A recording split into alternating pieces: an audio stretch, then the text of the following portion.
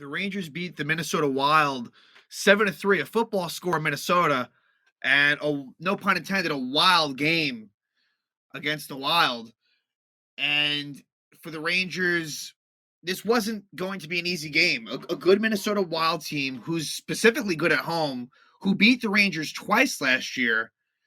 First game of the season for Minnesota, and the Rangers went in there and they scored 7 goals. It wasn't the prettiest game.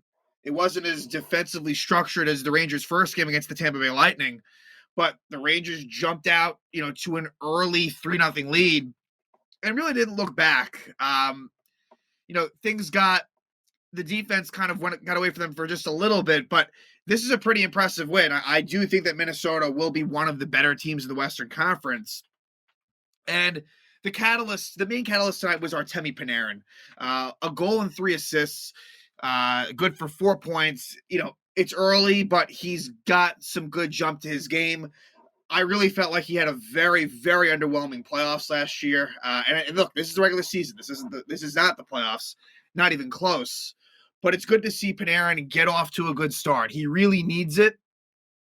And the kids are coming through as well. And that's a big part of this year, with the Rangers losing some guys that were acquired at the deadline, specifically Andrew Kopp and Frank Vatrano. Of course, Trocheck is seen as a replacement for Ryan Strome. But really, Lafreniere and Kakko have looked very good so far. And Lafreniere with a couple of really nice assists in the first period. And he fits well with Panarin and Trocheck. Like I said, Vitaly Kravtsov, they put him there, and I understand why. It kind of spreads things out a little bit more, and in some ways, maybe it could have kept the kid line together more so. But Lafreniere, a good fit on that line. I like it. And then Kakko scores an absolutely gorgeous goal in the third period, and he's looked good with Kreider and Zibanejad. So, look, that's a top 6 that you don't mind sticking with. Now, Lafreniere is on his offside, but I do think that this will be helpful for his development, just to get more ice time, 60 minutes of ice time tonight. And he played a lot last game too after Kravtsov got hurt. So that's a really good thing. So that's what I'm excited about. Igor was really good. His defense kind of let him down in the third. Adam Fox, who's normally not, he was a little bit reckless in front of his net, leads to a goal. And then Zach Jones kind of makes a mistake at the blue line in the offensive zone. I thought the Jones-Schneider pair wasn't quite as strong. They did play more based on the lopsided nature of the score. And so less, ice time for Miller and Trouba, which is a good thing. The top players got a little less ice time. And you got to remember, the Rangers are playing tomorrow night at Winnipeg, which will also be the Jets' first game of the season. And that will have Yaroslav Halak in all likelihood. That hasn't been officially announced, but you figure that's what it'll be. And so, I don't mind some of the top players getting a little bit less of the load in this game. But, for the Rangers, Vincent Trocheck scores his first goal as a New York Ranger. Philip Hedl scores a goal. And I haven't even mentioned Chris Kreider. 2 goals for Kreider. So, you didn't see him score the first night, had some chances, scores 2, no big deal. And so hopefully Kreider's on his way to, look, he's not going to replicate what he did last year, but hopefully it's somewhere in that realm. So, like I said, it's been a good start to the season. You beat Tampa Bay, you beat Minnesota, and, we'll see what happens tomorrow night in Winnipeg. I think under normal circumstances, I'd like that better. But, with it being Yaroslav Halak's first start as a Ranger, and Winnipeg's going to be pretty fired up. But look, the Rangers came into Minnesota, same situation, and got the job done. And it started out pretty well, even though I will also say very misleading. The Rangers came out of the first up 3-0. It shouldn't have been like that, but the Rangers got better as the period progressed. And Ryan Carpenter is stripped by Jacob Middleton, and it leads to a goal by Chris Kreider. Really nice pass by Mika Zibanejad. So Mika, he registers 2 assists tonight. He was the star of the first game, and tonight I would say it was more Panarin, but Zibanejad makes a really nice pass to Kreider in front. Easy goal. Gives the Rangers a 1-0 lead. Then Ryan Lindgren is called for a cross-checking penalty on Kaprizov, but the Rangers are able to kill that off. And then before the penalty's over, Trocheck is tripped by Hartman, but no scoring happens there. And then with 4 minutes left in the period, it's a goal by Adam Fox, assisted by Lafreniere and Panarin. So Panarin behind the net finds Lafreniere, who makes a really nice pass to Fox, who scores, gives the Rangers a 2-0 lead. And then before the period's out, that line gets it done again. So Trocheck with Panarin and Lafreniere really does a very good job.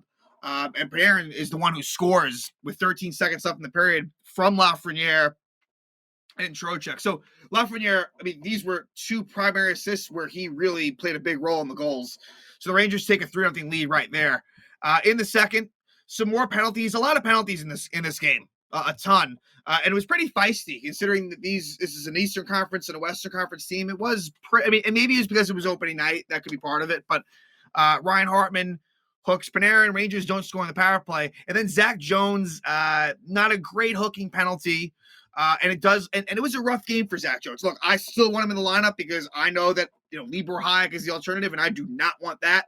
And Zach Jones is younger, and so you live with the mistakes. But he did make some tonight, and it's the former Ranger that gets on the board. Matt Zuccarello scores from Kaprizov and Foligno to cut it to 3-1. And after that, the key was that the Rangers penalty kill does a nice job after they allow that goal, because Adam Fox takes a penalty, and then about 30 to 40 seconds later, Kreider also takes a penalty. So it was 5-on-3 for a while, but the Rangers are able to come out of that unscathed, and it's still 3-1. So, and then the Rangers do get a goal before the period ends. With a little over 3 minutes left in the period, it's a goal. The third line, Philip Hedl scores his first goal of the season from Fox. It was a point shot by Fox and Goodrow. So Goodrow now has a couple of points on the season. Philip Hedl is on the board. Good to see. And Hedl was really had a breakout party in the playoffs. So Hedl with a nice goal in front. Vesey was in front as well. Hedl gets the goal, makes it 4-1 Rangers, and we head to the third, where all of a sudden there is a lot of goal scoring. And it starts off with Vinny Trocheck. So Trocheck gets his first as a blue shirt, and it's assisted by Artemi Panarin. So at that point, 4 points for Artemi after he had 3 points in the first period alone. Makes it 5-1. Then was the play where Fox kind of messes up in front, and Matt Boldy scores from Middleton, and it's 5-2. Then 30 seconds later, just an absolutely gorgeous goal. Just individual effort by Kakko, first of the season, and now it's 6-2. But then about 30 seconds later, Boldy scores again on a play where Zach Jones and Schneider, not the best defense, and Boldy scores again. It's from Dumba, and it's 6-3.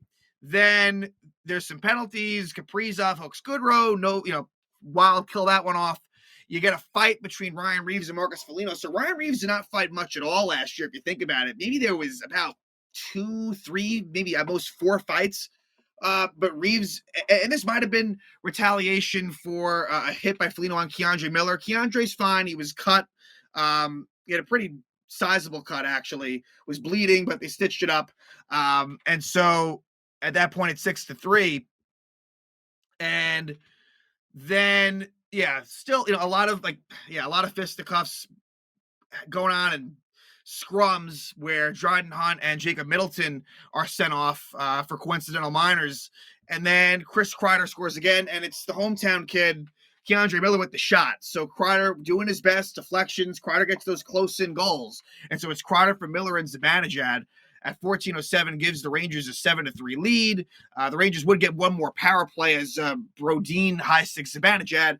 And at one point, they actually pulled the goalie a little bit. I guess when it was 4-on-4, they did pull the goalie Minnesota. So there was actually a chance for Kreider to get a hat trick, similar to Zibanejad in the first game, but it goes wide. And the Rangers win at 7-3. So the Rangers can beat you in different ways. The first game, very defensive-oriented here, a lot of goal scoring, and Panarin was really brilliant. And Marc-Andre Fleury was not very good either. Let's just say that. Was not impressed by Marc-Andre Fleury. And so the Rangers win at 7-3. A really nice win. And now we'll see what they do in Winnipeg. I would expect the same lineup, although they did say Sammy Blais might return. I don't think that'll happen. but I guess it's possible. Kravtsov didn't make the trip. Blake is on the trip, but I think that they'll stick with that same lineup. The only change will be Halak for Shesterkin. I do believe they'll stick with Zach. I hope that'd be too quick to just have Hayek play for Jones. I wouldn't rule it out, but I think you're going to see the same skaters, just Halak in. So the Rangers will have to be sharper, obviously, with not having Shesterkin back there. Winnipeg, the crowd will be into it just as Minnesota was. The Rangers have played a lot of hockey early on here, but it is early in the season. So it would be really nice for I said I'd take the split, although I was kind of envisioning losing to Minnesota and beating Winnipeg, but we'll see. Maybe it's one of those things where the Rangers get a point, which is also okay. But, Rangers 2-0 to start the season, and it's nice, coming off of a really exciting and really positive season last year. It would have been easy for them to kind of rest on their laurels and kind of, knock it off to a great start. But so far, so good. And, I think you credit Gerard Gallant for keeping them focused and, knowing, hey, that everyone starts at zero. What you did last year means nothing. And so far, the Rangers are doing a good job. So, again, Rangers win a wild one in Minnesota, 7-3, and now they will head to Winnipeg to finish up this back-to-back.